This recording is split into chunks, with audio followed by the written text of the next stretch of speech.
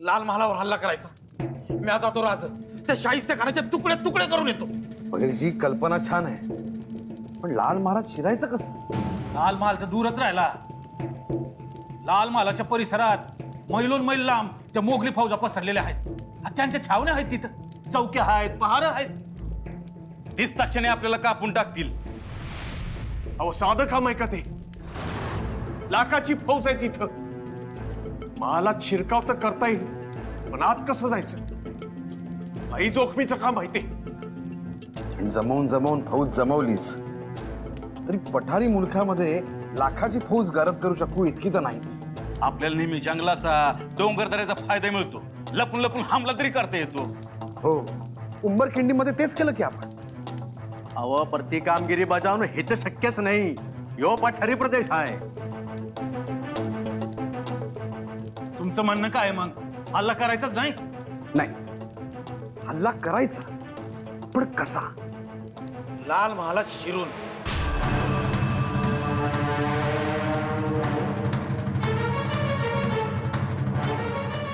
अहो हे म्हणजे पेटत्या होळीतनं नारळ बाहेर काढणे इतकं जिकरीच आहे। वय म्या बघतो ते। उत्तम, म्हणजे सावध समोर आहे। शिकारी सुद्धा तयार आहे, फक्त रस्ता शोधायचा।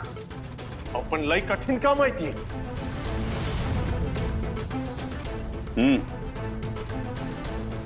कठीण तर आहेच, पण अशक्य नाही। काय? लाल महालात घुसून खानावर हल्ला करणार? हो ना, हे ऐकल्यापासून आमच्या छातीत नुसतं धडधड होते। कसलं हो हे धाडस? एक वेळ धाडस समजू शकतो आम्ही, परंतु हे धाडसाच्या पुढचं काहीतरी आहे। अतिरेकी धाडस, सरळ सरळ मृत्यूला आव्हान दिल्यासारखं आहे। मोगली फौजेने वेढलेल्या लाल महालात जाऊन खानाला मारायचं। अहो हे म्हणजे मधमाशांच्या पोळ्यात जाऊन राणी माशीला मारल्यासारखं आहे। अशा वेळी इतर माशा गप्प बसणार आहेत का? दिसेल त्याला चावा घेत सुटतील त्या। आम्हाला तर राजांच्या मनाचा काही थांगच लागत नाहीये। त्यांच्या मनात काय सुरू आहे हे कळतच नाहीये। या मोहिमेचं ऐकल्यापासून आम्हाला काही म्हणजे काही सुचत नाहीये। कसली आहे ही मोहीम?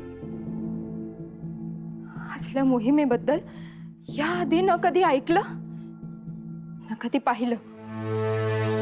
परंतु ही मोहीम राजे आणि आऊसाहेबांनी मिळून ठरवली आहे। राजे आल्या आल्या मसलत खान्यात गेले होते आणि खूप मोठी चर्चा केली होती आऊसाहेबांशी, आठवतंय? हो, याचा अर्थ दोघांनी विचार करून ही मोहीम ठरवली। त्यामुळे जोखमीची असली तरी ही मोहीम आवश्यकही आहे, कारण खानाला धडा शिकवलाच पाहिजे।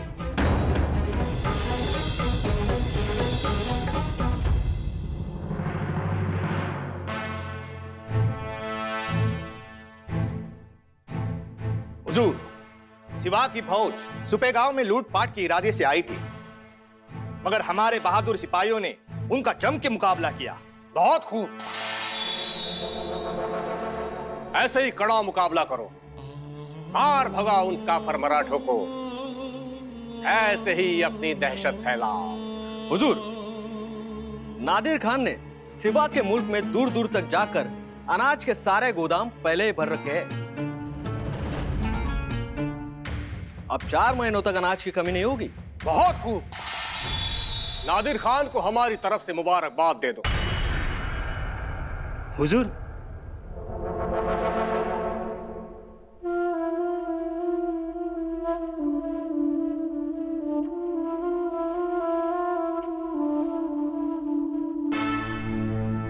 हुजूर, आपके होनहार बेटे छोटे नवाब फतेह खान का खलीदा आया है।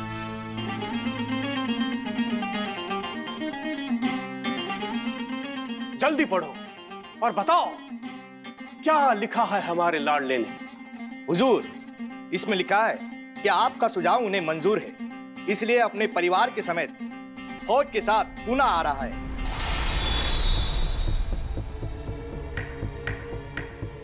ये हुई ना बात। उसके साथ हमारे पोते भी आएंगे और उनके साथ हमारा वक्त अच्छा गुजर जाएगा। कारतलब खान, उनके रहने के लिए अच्छे से अच्छा बंदोबस्त करो। फतेह खान और उसके बीवी बच्चे हमारे साथ रहेंगे, हमारे महल में। खाली कमरे हम खुद देख के आते हैं, फिर तय करेंगे किसको कौन सा कमरा देना है।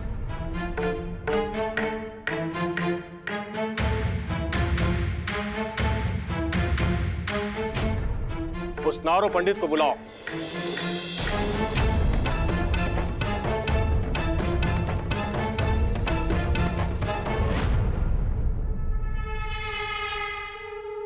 ये बड़े नवाब साहब के नखरे क्या कम थे, जो अब छोटे नवाब भी आ रहे। आणि ते एकटे येत नाहीयेत, संपूर्ण परिवार सोबत घेऊन येत आहेत। आपण इथे मोहिमेवर आलोय का हा लाल महाल सजवायला तेच कळत नाही। हुजूर की मर्जी है, बस उसमें हम क्या कर सकते हैं? काहीच करत नाही आहोत आपण, तेच तर हुजूरांचे हुकूम सुरू आहेत फक्त। आता काय, रमजान आला, आराम करा, मग पावसाळा सुरू होईल, पुन्हा आराम करा। इथे येऊन 2 पावसाळे होतील आपल्याला दख्खनमध्ये। तुम्ही करा, आरामच करा। आणि आता काय तर म्हणे नारो पंडितला बोलवा। हुजूर कधी कोणता हुकूम सोडतील कोणाच्याच ध्यानी येणार नाही।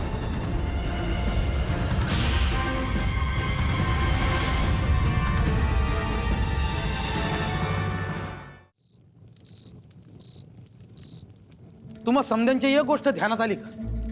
मगा धरणं आपण लाखाची फौज असंच म्हणतोय, पण शाहिस्ते खान पुण्यात आला तेव्हा लाखभर घेऊन आला की, पण आता त्याची फौज इथं तिथं पसरल्या, त्यामुळे पुण्यात लाखभर नाहीत। बहिरजी, हे पटलं, पण मग किती असतात? मोजू, लाखातून वजा करत गेलं तर योग्य आकडा मिळेल। हा, तर मग कोंढाण्याला 10-15 हजार असतील आणि कोकणात 10-15। आणि सुप्यात सुप्यात 5 ते 7 हजार असतील।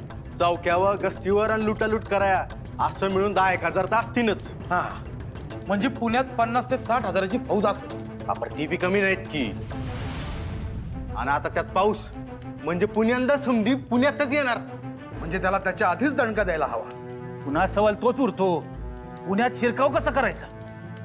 ते सुद्धा 10 हजाराच्या फौजेसह।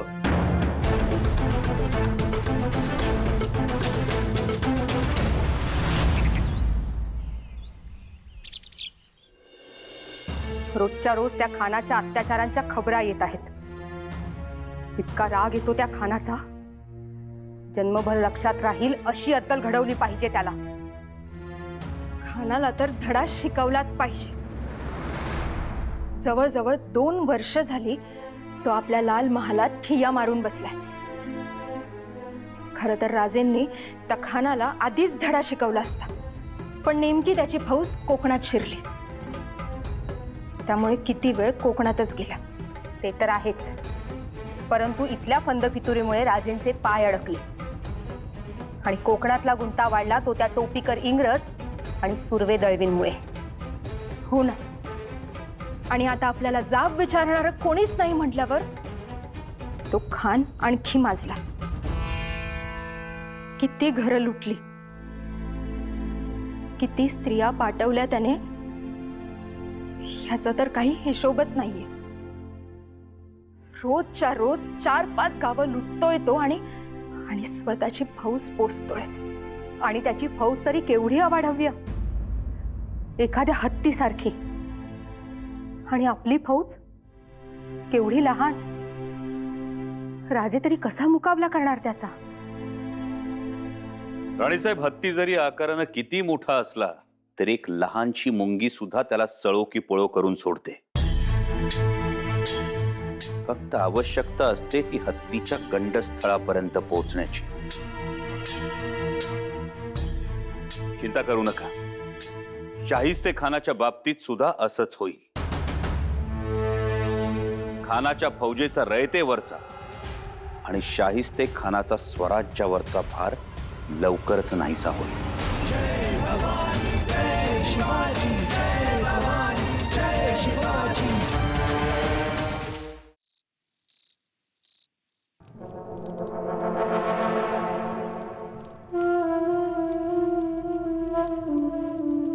ये बहुत अच्छा काम किया आपने, फतेह खान को यहाँ बुला लिया. हम तो बहुत खुश हो गए. सालों से हमने उसे और हमारे पोतों को नहीं देखा है. कब आएंगे वो? अब निकला तो है, जल्दी आ जाएगा. उसके साथ उसकी बेगम भी आ रही है ना? हाँ हाँ, सब आ रहे हैं. थोड़ा सब्र रखिए बेगम साहिबा. चलो, वो लोग आएंगे तो हमारा वक्त अच्छा गुजरेगा. हाँ, मगर उनके रहने का इंतजाम हम करेंगे. आप उसमें दखलंदाजी मत करना. बेगम साहिबा, उसके साथ सिर्फ उसके बीवी बच्चे नहीं आ रहे हैं. 30,000 की फौज आ रही है. उस फौज का भी हमें इंतजाम करना है. उसके आने की खुशी के साथ साथ हमें फौज आने की भी खुशी है. वैसे भी आपके जहन में परिवार से ज्यादा जंग, फौज और दुश्मन ही रहते हैं. और ये खुशी इसलिए भी है बेगम साहिबा कि अब उस काफर सिवा के पसीने पसीने छूट जाएंगे. ऐसी तबाही मचाएंगे, देखना. ना वो हमसे लड़ पाएगा, ना हमें रोक पाएगा. जैसे हाथी जंगल में घास को रौंदते हुए चलता है, वैसे हमारी फौज चलेगी, हाथी की चाल. और जब हाथी को गुस्सा आता है, तब वो जंगल को तबाह कर देता है. वैसे ही हमारी फौज इस काफर सिवा के स्वराज को तबाह कर देगी. लड़ोगे नहीं, सिर्फ तबाही मचाओगे. यही तो कमाल है बेगम साहिबा.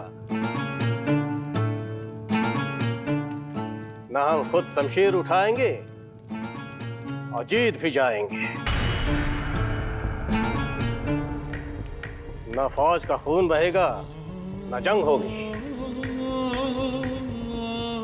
और वो काफर सिवा हमारे तबाही से परेशान होकर घुटनों पर दौड़ता हुआ हमारे पास आएगा और कहेगा, नवाब साहब, हमें माफ कर दीजिए, हमसे गलती हुई. हम अब स्वराज का ख्वाब नहीं देखेंगे, लेकिन हमारे अवाम को बख्श दीजिए.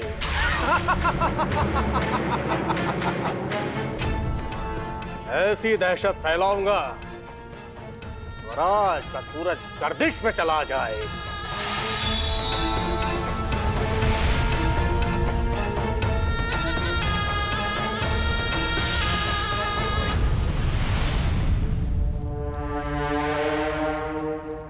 जर मोहीम यशस्वी करायची असेल तर आपली योजना पक्की असली पाहिजे, अचूक असली पाहिजे. विमाना तुमच्या सगळ्यांच्या ध्यानात आलं असेलच, ही मोहीम अवघड आहे, जोखमीची आहे. फौज घेऊन पुण्यात शिरता येणं शक्य नाही. त्यामुळे निवडक लोकांना हाताशी घेऊन मोहीम यशस्वी करावी लागेल. त्या मोहिमेची योजना अशी हवी की दिल्लीच्या तख्ताला हादरे बसले पाहिजे, मोगलांच्या छातीत धडकी बसली पाहिजे.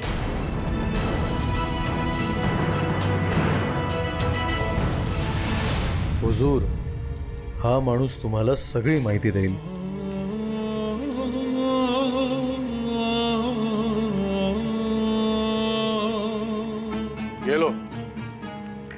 काम हो जाना चाहिए। हमें सिवा की हर खबर चाहिए, हर पल की। वो क्या करता है, क्या सोचता है, सब कुछ। तुम राजगढ़ के अंदर दाखिल हो जाओ। अगर ये काम ठीक से किया तो और इनाम मिलेगा।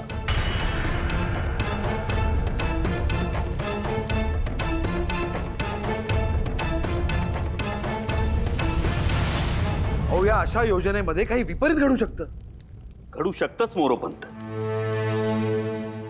या मोहिमेत पावला पावलावर मृत्यू दबा धरून बसलेला असेल आणि त्यामुळेच ही मोहीम म्हणजे गनिमी काव्याचा एक अद्भुत आविष्कार असणार आहे. पण काहीतरी अफाट अचाट कुणालाही कल्पना करता येणार नाही असं शौर्य दाखवल्याशिवाय मोगली सल्तनतीला हादरे कसे बसतील. त्यामुळे या मोहिमेचं नेतृत्व करणाऱ्याकडे वाघाचं काळीज, चित्त्याची चपळाई, बहिरी ससाण्याची नजर, मांजराची चाल आणि मगरीची पकड असली पाहिजे. ही मोहीम म्हणजे शाहिस्तेखानाच्या गुहेत शिरून त्याच्या चपड्यात हात घालून त्याचे दात घशात घालण्याची मोहीम आहे. कळ्यांनो, स्वराज्याचा दरारा काय असतो आणि स्वराज्याच्या वाट्याला जाण्याचे परिणाम काय होतात हे दिल्लीपती औरंगजेबाला दाखवण्याची हीच ती वेळ.